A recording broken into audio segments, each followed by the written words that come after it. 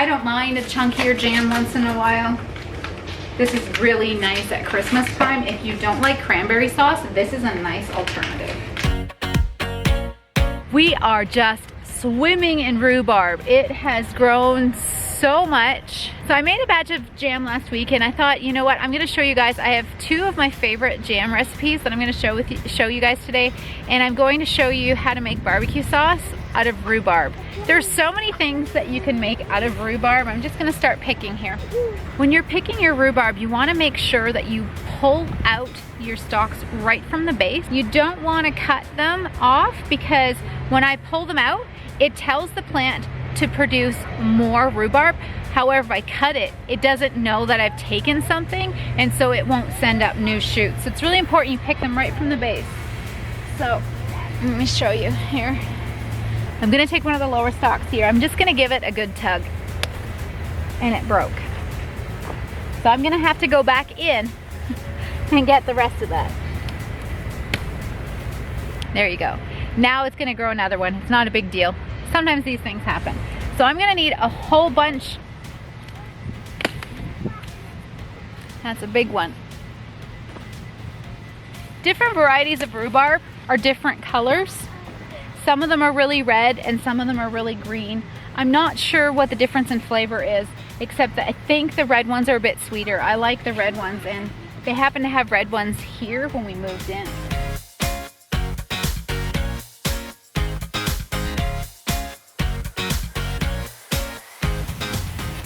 And if your rhubarb starts to go to seed, this one was going to seed the other day.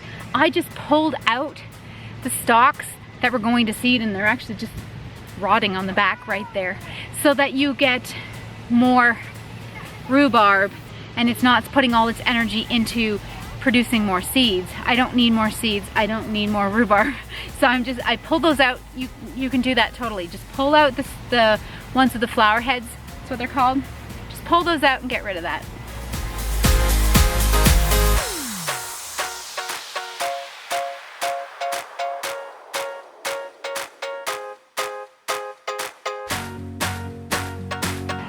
So before I go inside, I'm not gonna take all these leaves in.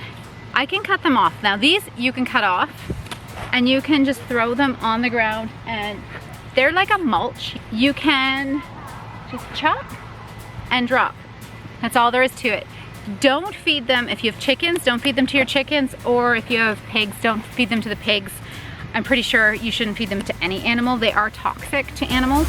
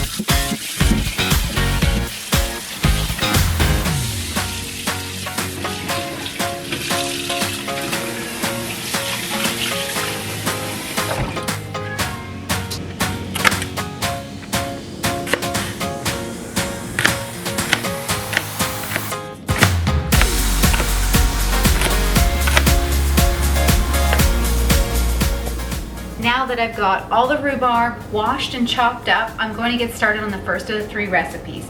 The first one is a strawberry rhubarb jam. There's a little twist on your regular strawberry rhubarb jam. It's not just strawberry and rhubarb and sugar and pectin. I'm gonna add some lemon and some lemon juice. First, I'm going to hull and chop up my strawberries. They've been washed. These are store-bought. You don't have to use store-bought if you have your own patch. My patch isn't ready yet. Here in Canada, it takes you a little bit longer to be ripe, but we're getting nice strawberries in the grocery store right now for a reasonable price, so I am using those. But you definitely can use homegrown or go to a U-Pick farm. This recipe calls for 3.5 cups of pureed strawberries. Now from experience, that's usually 2 pounds less a couple of strawberries. I just chop them up a little bit. I quarter them to make it easier to mash them. You can mash them with a potato masher, but I'm going to use my immersion blender to do this.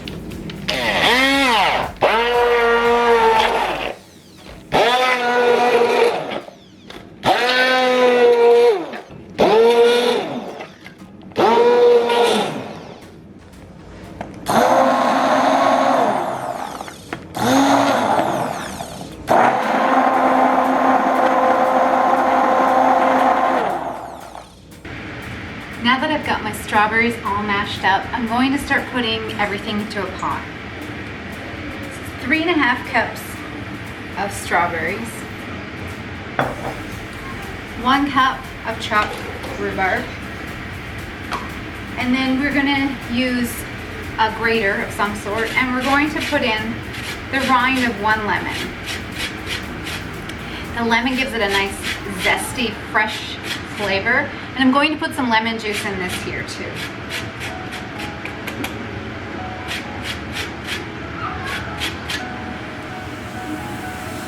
Set that aside. Now I'm going to squeeze out my lemon. You could just use bottled lemon juice and forego the lemon if you don't have it on hand. I don't always have lemons on hand, but I knew I was going to make this, so I made sure that I had some. We're going to want to measure it out though. We just want 1/4 cup. Here we go. 1/4 cup. And then I've already measured up 5 cups of sugar. I'm going to just put that beside my stove so it's ready for later. We add the sugar after it's boiled. I'm going to be just adding here a packet of pectin. This is a 2-ounce packet of pectin. I'm just going to put that in there. And then I'm just going to grab here a spoon and start to stir this up. In the meantime, I have in my canner here a bunch of jars. I'm sterilizing a bunch of jars so they're ready to go, and I just heard my tea kettle stop there. I boil water and pour that over my lids so that they're ready, and everything is sterile and ready to go once my jam is ready to go, because once it starts boiling, it's go time. I'm just gonna put this on the stove out of the way. I'm gonna get my lids and rings ready. Next, we're gonna bring our jam to a boil. Stirring pretty frequently. I've got it on high here on the stove because we want to bring it up to temperature fairly quickly. Now, a tip for anyone who isn't dairy free, you could put 1/2 teaspoon of butter in here and it will just keep it from foaming. But since a couple family members can't have any dairy, including butter, we just omit it from ours, and I will just scrape the foam off the top. I'll show you that when we get there.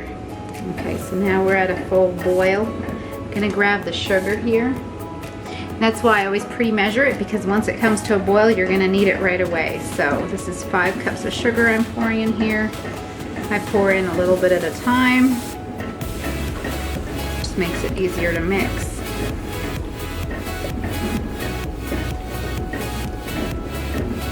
There we go.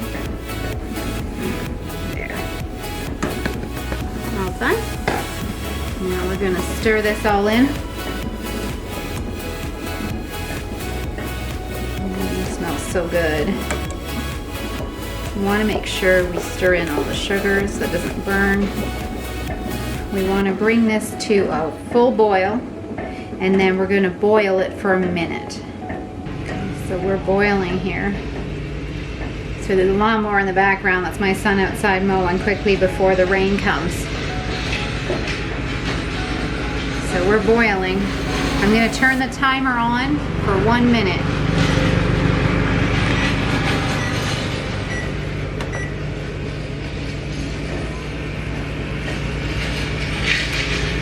And you see this foamy stuff on top. That will go away if you put 1/2 teaspoon of butter in your jam while you're making it. But like I said, I have to avoid butter because we have to avoid dairy, so.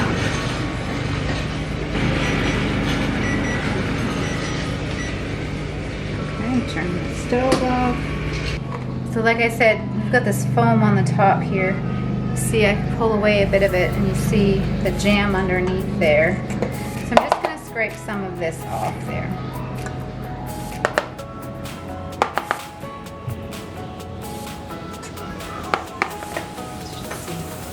I can stir the rest of this in. It's good. Ready to jar it up.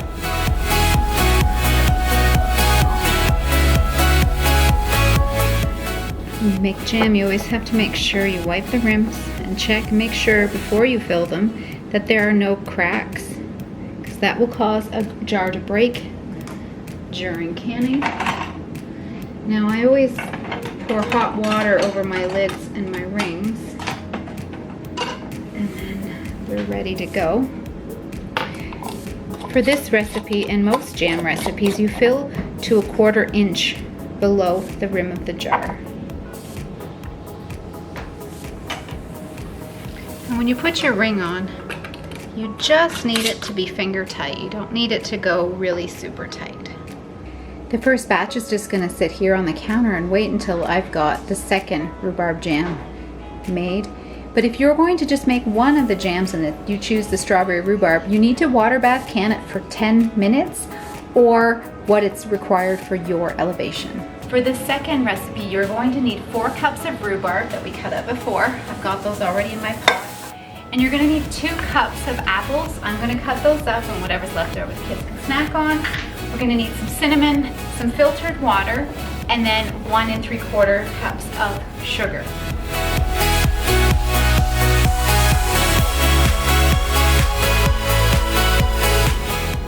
I'm gonna start with 2 apples, a Granny Smith, and that one was a Gala.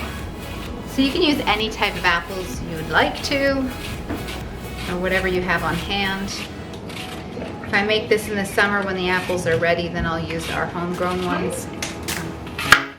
Cut. Cut.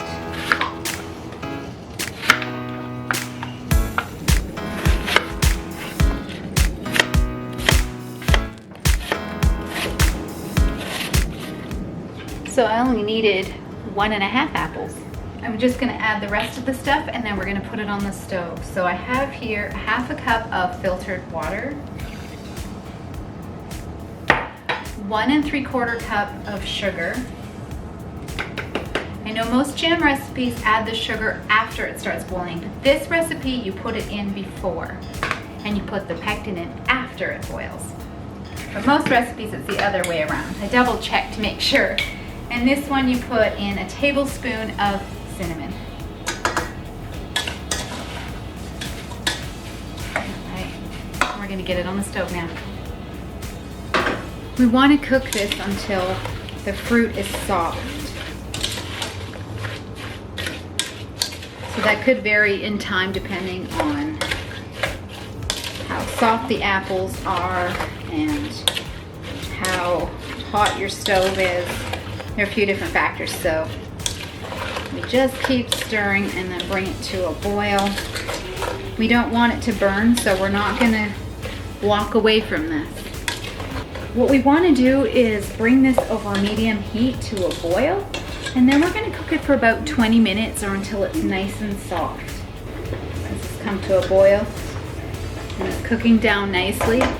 And while I'm waiting for this jam to finish cooking, I said I was gonna do one more recipe with you, and that's a barbecue sauce. I'm gonna get started on that. So for this barbecue sauce, we need 8 cups of chopped rhubarb. I have mine here in the bowl, waiting to be used. So I'm just gonna pop that in the pot first. And much like this jam here, it has to cook for a while. So we're just gonna get everything put together, and then once that's all jarred up and in the canner, I'll cook this. This one has 3½ cups of brown sugar, and then I'm gonna cut up some of the other stuff here. We need 1/2 cup of chopped onion. When you're canning, you need to measure. When I'm cooking, I don't measure, but if I'm baking or canning, I definitely use my measuring cups. All right, and then I need raisins. I'm starting to make raisins. Chop these up a little bit.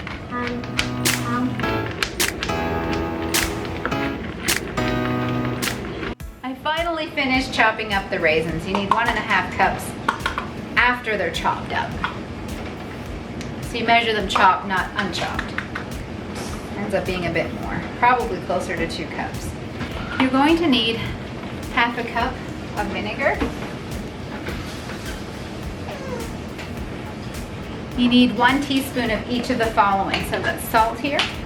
This here is a teaspoon of ginger, a teaspoon of cinnamon, and a teaspoon of allspice.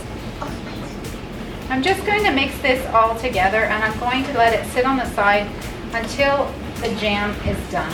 It's not quite, some of the apples aren't quite soft, so that's okay. It's given me a bit of time to get together this barbecue sauce.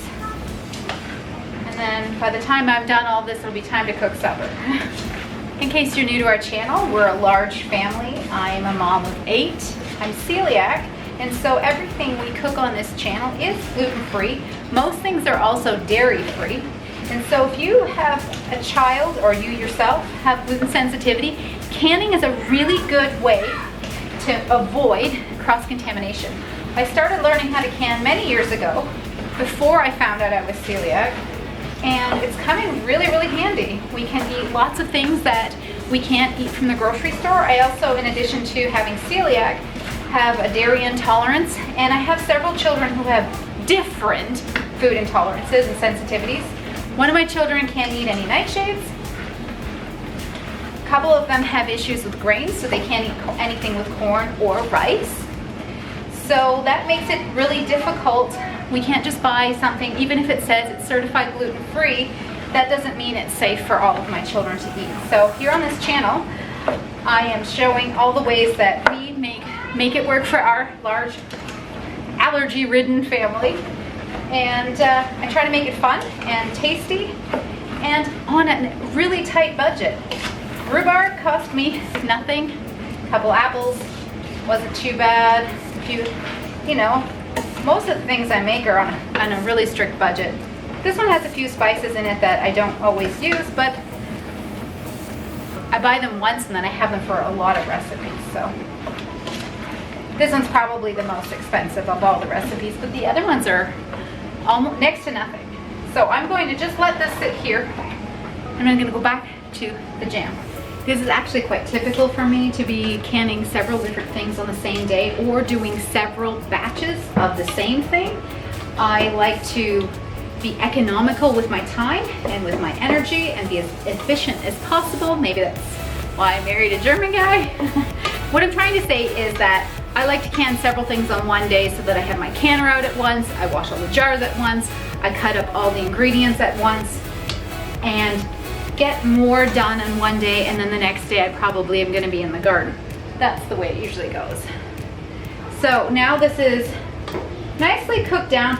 The apples aren't as tender as I'd like them, but I think that's because I used Granny Smith. I don't mind a chunkier jam once in a while. This is really nice at Christmas time. If you don't like cranberry sauce, this is a nice alternative. So we're gonna put the pectin in now. I'm gonna wanna stir this as I go.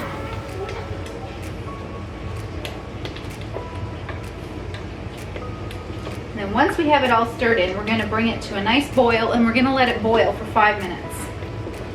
The tricky thing with doing several recipes on one day is not getting the recipes mixed up. What's your favorite way to eat rhubarb? I'd love to hear from you. I think rhubarb crisp or rhubarb apple pie is one of my favorites. And if you don't have a rhubarb patch, I'm sure somebody you know does. I remember living in the city and somebody offered me rhubarb. I was in university and I was saying, "Ooh, I like your rhubarb patch," and they're like, "Do you want some?" I don't use it. So there's lots of people who have a rhubarb patch in their backyard, and they're more than willing to share because it grows literally like a weed.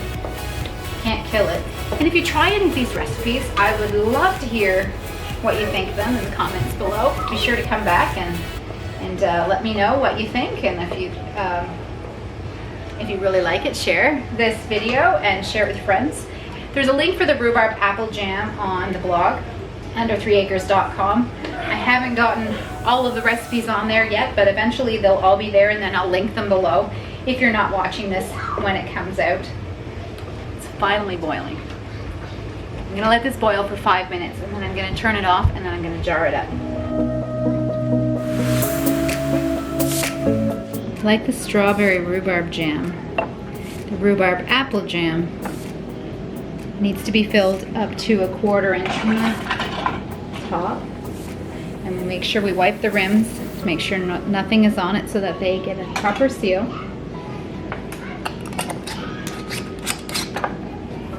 This jam is a little thicker, so I'm using my debubbler here, this green tool here, to take any bubbles out that may be in there.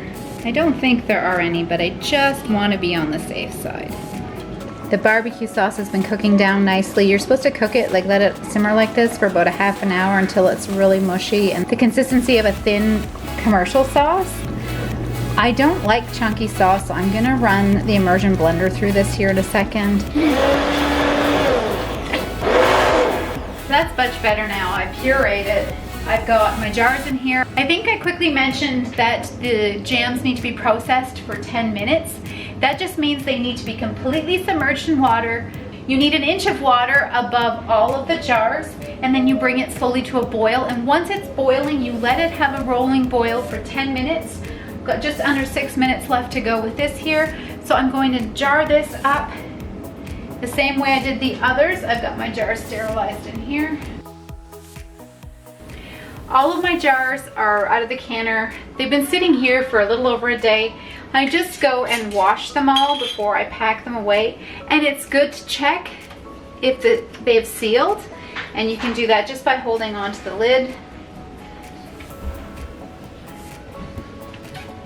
And then before we put them away, we're going to label them all. My daughter already labeled all of the jam.